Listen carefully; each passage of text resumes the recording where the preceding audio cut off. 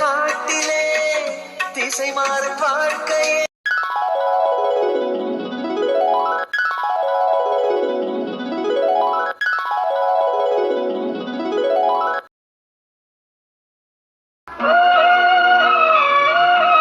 மீனாட்சியக்கா, மீனாட்சியக்கா, மீனாட்சியக்கா, என்னக்கா இது உலக அதிசயமா இருக்குது. என்னைக்கும் இல்லாம மத்தியான நேரத்துல அதுவும் வேலை நேரத்துல படுத்துட்டு இருக்கிறீங்க. அக்கா மீனாட்சி அக்கா, என்னாச்சுக்கா? உடம்பு ஏதாவது சரியில்லையா? என்னக்கா ஆச்சு? ஏன் படுத்துட்டு இருக்கிறீங்க? வாம்சே, இப்பத்தானே வீட்டுக்கு போயிட்டு வரேன்ட்டு போனேன். என்ன திடீர்னு அதுக்குள்ளேயும் வந்திருக்கிறேன்? ஒரே சலுப்பா இருந்தது, உடம்பெல்லாம் நோகுதுன்னு படுத்துட்டும் புள்ள. உட்காருவா. அக்கா, இப்ப நான் சொல்ல போற விஷயத்த கேட்டா உங்களுக்கு உடம்பு வலியெல்லாம் காத்துல தானா பறந்து போயிருக்கா. நான் ஒரு முக்கியமான விஷயம், சந்தோஷமான விஷயம் எடுத்துட்டு வந்திருக்கிறேக்கா. அடப்போ அம்சு, சந்தோஷங்கிறது என்ற வாழ்க்கையில் என்னைக்கும் கிடையாது. திருப்பி திருப்பி அதையவே பேசி பேசி கூறு கட்டு போறது ஒண்ணுதே மிச்சம். ஏதோ சித்தே கண்ணை மூடி படுக்கலான்னு படுத்தா நம்மளுக்கு தூக்கமா வருது. என்னமோ பொம்மையாட்டு குந்தானியாட்டு படுத்து கிடக்குற. நீ ஏன்ற வாயை புடுங்குற? ஐயோ அக்கா, நான் உண்மையாக தான் சொல்கிறேன். ஆமாம், அம்மா எங்கக்கா? என்னோட மண்டை எழுத்து. நான் கஷ்டப்படுறேன். பிள்ளை பெற்ற பாவத்துக்கு அவையிலும் என்னை பார்த்து பார்த்து ஏன் வந்துட்டு கிடக்குறாங்கன்னு நான் தான் வற்புறுத்தி அனுப்பிச்சுட்டேன். புள்ள அம்மா ஊருக்கு போயிருச்சு. பிள்ளை என்ன பண்ணுறாங்கன்னு தெரியல, எங்கேயோ விளையாடிட்டு வரேன்னு போட்டு போனாங்க. அம்மா, நீ என்ன அவசர அவசரமாக போனேன், அதுக்குள்ளேயும் திருப்பி வந்திருக்கிறேன். அந்த வேலையெல்லாம் முடிஞ்சதல்ல, சித்த படுத்துக்கிட்டு தூங்கலாமல்ல. வீட்டில் உனக்கும் வேலை இருக்குது. ஆட போக்கா, நீ இப்படியெல்லாம் சொன்ன கேட்கவே மாட்டேன். நான் முக்கியமான விஷயம் கொண்டு வந்திருக்கிறேன். என் மாமியை காதில் போட்டு வாயை பிடுங்கி ஒரு முக்கியமான விஷயத்த கறந்துட்டு வந்திருக்கிறேன். நீங்கள் என்னடானா இப்படி படுத்துட்டு என்னை டென்ஷன் பண்ணுறீங்க. இப்போ கேட்க போகிறீங்களே இல்லையா? வந்து எந்திரிச்சு உட்காருக்கா. என்ற உடம்புலையும் சரி என்ற மனசுலையும் சரி எனக்கு தெம்பே இல்லாமசே. நீ சொல்கிற பெரியமிண்டா சொல்லு. கேட்டு கேட்டு எனத்தாக போகுது. நான் கேட்காத செய்தியா என்ற காதையும் ஆண்டவன் ஜெகுடாக்கிட்டேன்னா நான் இன்னும் கொஞ்சம் சந்தோஷமானாலும் இருப்பம்போ. ஓ அப்படியா? அப்பன்னா விஷயத்த நல்லா சொல்கிறேன், காது ஓட்டையில் நல்லா கேளுங்க.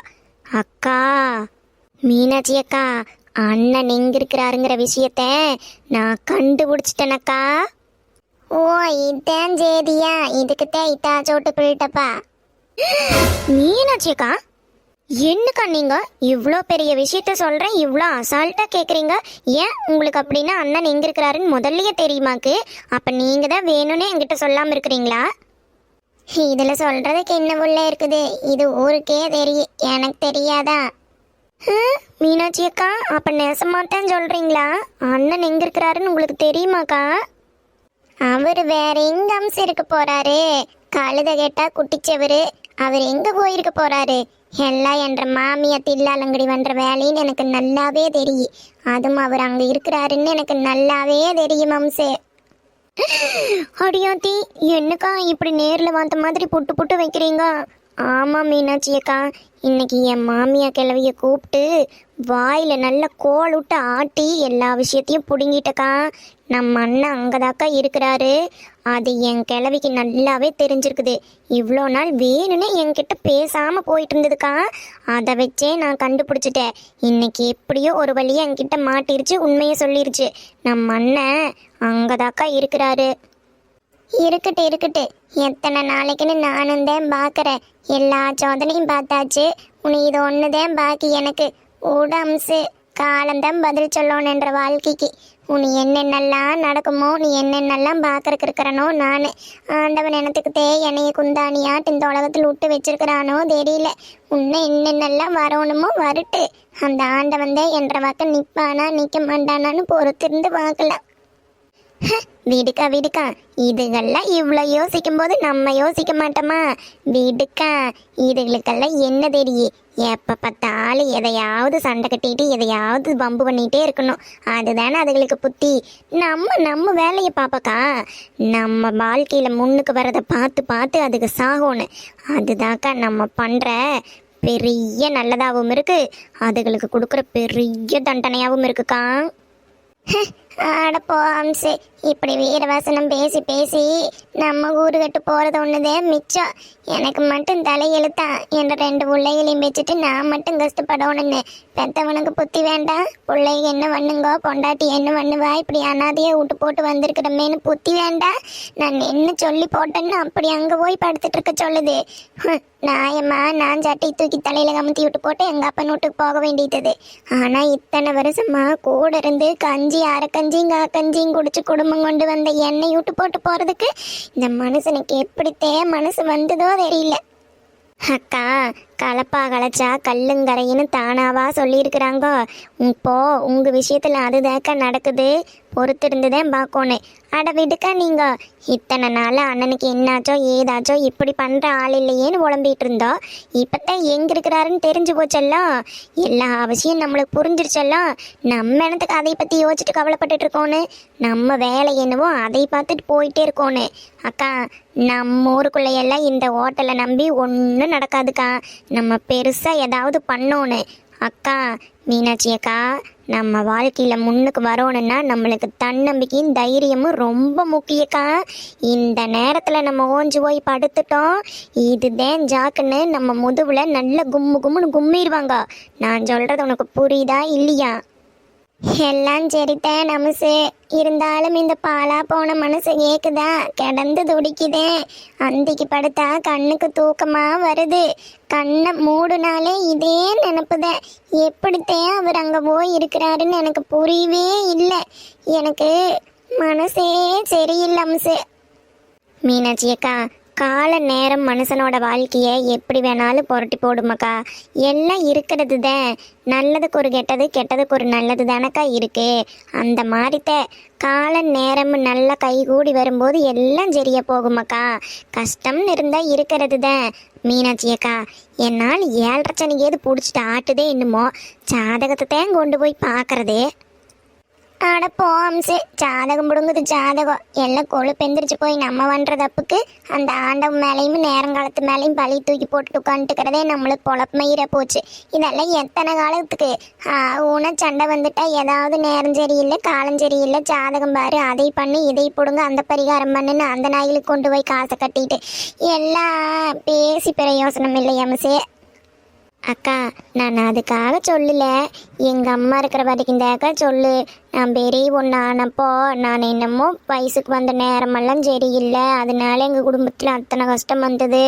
அதுக்கப்புறம் போக போக சரியாக போச்சு அப்படி நல்லா எங்கள் அம்மா அடிக்கடி சொல்லிகிட்டே இருக்குக்கா. எனக்கு அந்த நினைப்பெல்லாம் தான் இப்போ வருது. அக்கா, நம்ம சந்தியாளுக்கும் இப்போ தான் நீங்கள் சீர் பண்ணியிருக்கிறீங்க, கண்ணு திட்டியும் பட்டிருந்துருக்கு. எதுக்கும் ஒரு எட்டு போய் ஜாதகம் பார்த்துட்டு வரதில்ல தப்பு இல்லையல்லக்கா.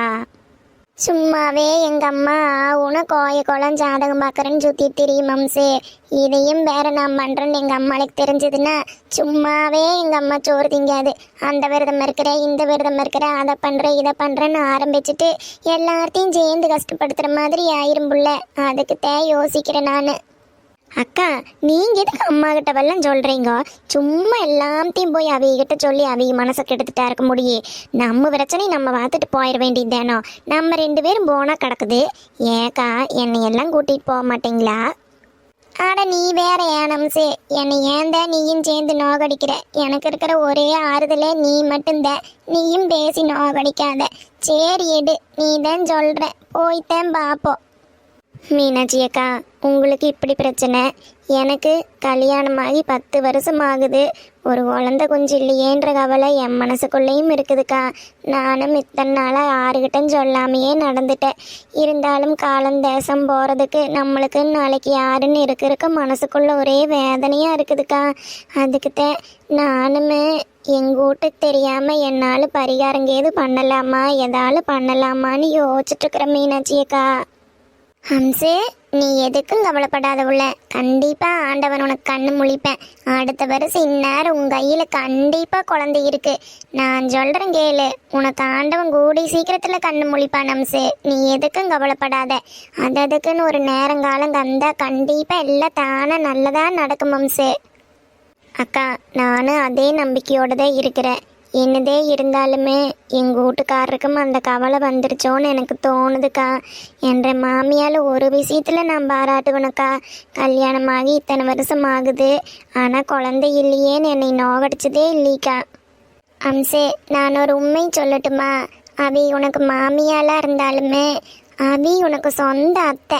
அவிகளோட அண்ணன் புள்ள நீயே. அவி பார்த்து கல்யாணம் பண்ணி அவி விருப்பப்பட்டு கட்டிட்டு வந்த புள்ள நீயே. அதனால அவி என்னைக்குமே உன்னை கஷ்டப்படுத்த மாட்டாங்க.